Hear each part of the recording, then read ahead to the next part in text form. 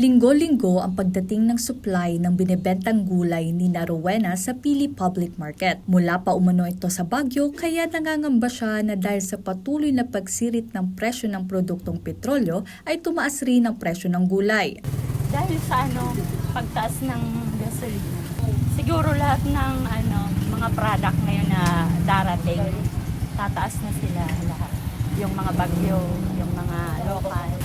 Siyempre, magtataas din kami, saka baka maghina ang benta.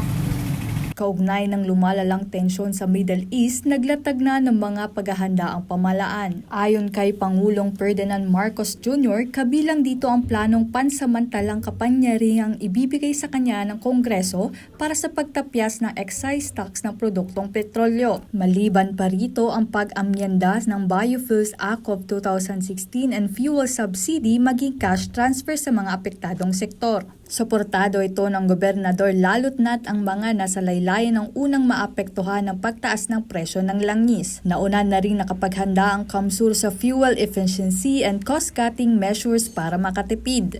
100% ng suporta natin sa mga programa polisiya ng ating Pangulo, magaganda. At tayo naman as of November pa rin kahit wala pang gera, nag-cost-cutting na tayo. So marami nga nagsabi na antisipar mo yan. So whether may gera o hindi, dapat lang talaga mag-cost cutting ang gobyerno. No? Samantha Alano, CSN.